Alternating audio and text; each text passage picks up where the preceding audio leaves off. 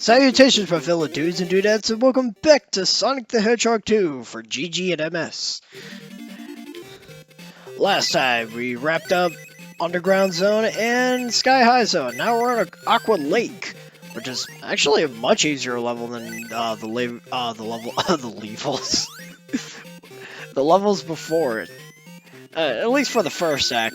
With this level, you want to get some speed going because you can actually skip across the water in ball form. It's actually pretty exhilarating, and also makes this first act a complete joke. I mean, there's plenty of secrets to be found if you want to actually go out of your way to look in those higher areas where those springs are at. There's an extra life right there. But yeah, it's pretty interesting. And one thing I should bring attention to, you might notice we went through a loop. I mean, it's a Sonic game, what do you expect? Well, considering the fact that Game Gear Master System Sonic 1 did have a single loop, that's kind of, it's a little weird how we actually do have loops in this game, but I guess to counter that, they did a really stupid thing to this game. I'm not sure if I mentioned this in the first part, but there's no checkpoints in this game at all. Not a single checkpoint to be found in any of these levels.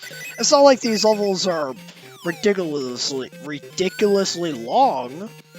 It's just, if you're playing on the Game Gear version, you got a really difficult game on your hands, and if you croak at any point during the level, you have to restart the entire level again. And that could be really discouraging for people because I just don't think I think it's in your best interest to try to not die. I know that's a really silly thing to say, but you shouldn't.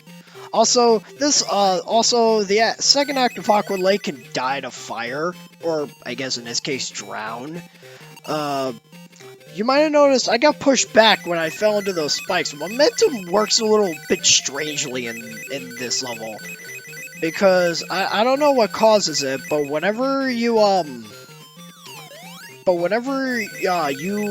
fall onto some spikes, I guess the momentum in the water itself pushes you backwards and can easily cause you to just immediately die or just lose your rings again, assuming you manage to get at least one back. It's the worst because you could be doing really well, and then an enemy knocks you into into some spikes, you fall backwards, and then you just die and you have to restart the entire level.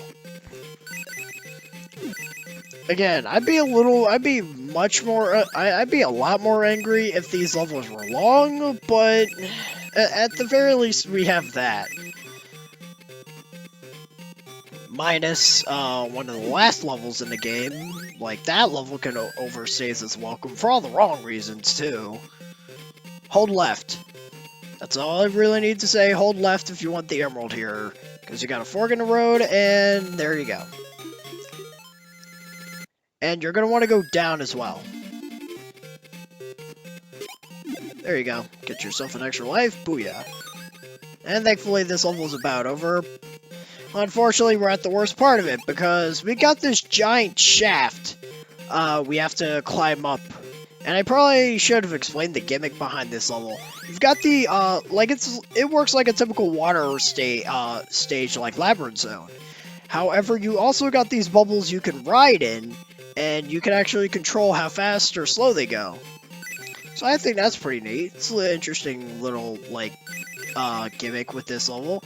Unfortunately, that kind of flies in I guess the developer shot themselves in the foot when they were doing this area, especially, once again, if you're doing the Game Gear version, because you have to dodge all these enemies, and as well as the harpoons that shoot from the sides. And on that really small screen, you can't see those enemies coming up to you, those lobsters. It's the worst, because you don't know where they're coming from, and they can just blindside you, and you just fall down. And the worst part is, if you manage to get super high up into the shaft and then gotten hit right as you were about to get to the top, you get knocked back and you fall straight down. And if you don't have, and you just keep falling. You can't control yourself when this is happening. So you could easily just fall into another enemy or another harpoon that shoots out of the way. Which, I mean, granted, the harpoons don't really respawn.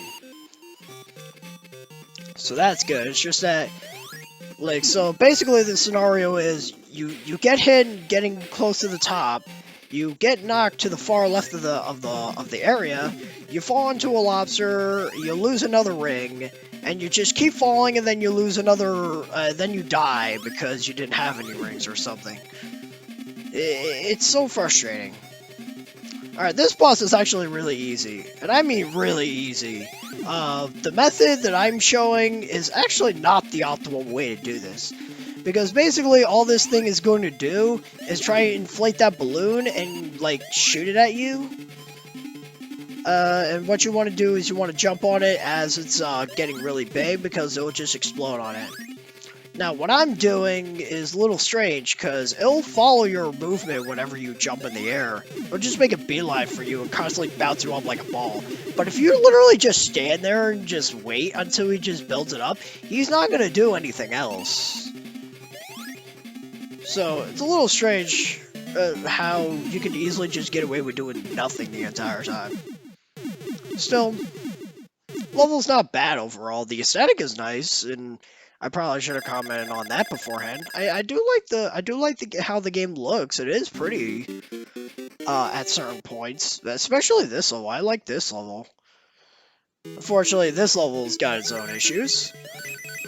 Anyway, welcome to Green Hill Zone. It's completely different from Green Hill Zone. Totally different. I mean, I guess it sort of makes sense, because there is a lot more hills on this stage, to be sure. The biggest problem you're going to have is, honestly, the screen crunch is probably going to screw you over in the Game Gear version. That's about it. This level itself is actually really standard. However, I do highly recommend, if you are really struggling to, if you manage to get this far and have been struggling, and you're really short on, like, lives, like, go out of your way to grind for a little while, because there are rings and extra lives aplenty in these levels. It's actually really, really good for you to do that. Especially if you're just not confident that you'll be able to get through the later levels.